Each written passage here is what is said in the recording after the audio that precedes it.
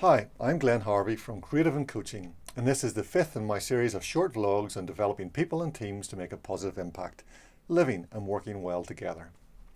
I was fortunate to work for 4 years in community relations posts in Northern Ireland, promoting peace and reconciliation.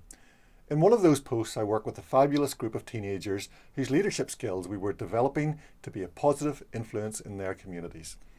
As part of their development, we took them to meet leaders in the local Catholic, Protestant, Muslim and Jewish places of worship.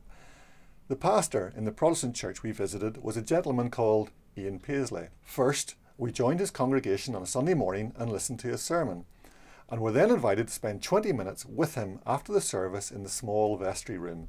He was candid, open and engaging with the young people, and it seemed quite surreal to be in that room chatting with this icon of British and Irish politics. I grabbed my opportunity to ask a question. I said, "Dr. Paisley, when I came into your church, the first thing I saw was the Union flag over the vestry door beside the pulpit. As a minister promoting the Protestant message, don't you think that has the potential to deter people who come into your church from a different political persuasion, Irish nationalist or Republican, from embracing your religious message?" He thought for a few seconds.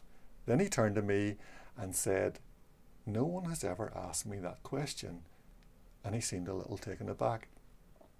After a few more seconds, one of his aides started talking and trying to answer the question. I was bemused and the words kept running through my mind. No one has ever asked me that question. No one has ever asked me that question. How could no one have ever asked him that question? In the Northern Ireland hot pot of religion and politics, how was this possible? I wondered what the impact of someone asking that question 30 years earlier might have been, because I couldn't believe that it had never crossed anyone's mind to ask before.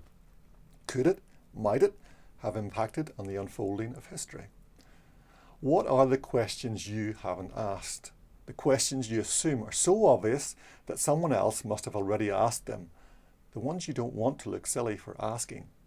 What are the false assumptions that stand because of unasked questions in your sphere of influence? Assumptions that are impacting your friendships, your business, your workplace. What are the questions you think someone else in authority must have asked before, but you don't know the answer? Be bold, step up, ask the question. Agree, disagree, have some experience to share or questions to ask? Please do comment below. If you find this video helpful, please like and share. You can find out more about me on creativeandcoaching.com or follow me on LinkedIn and Facebook.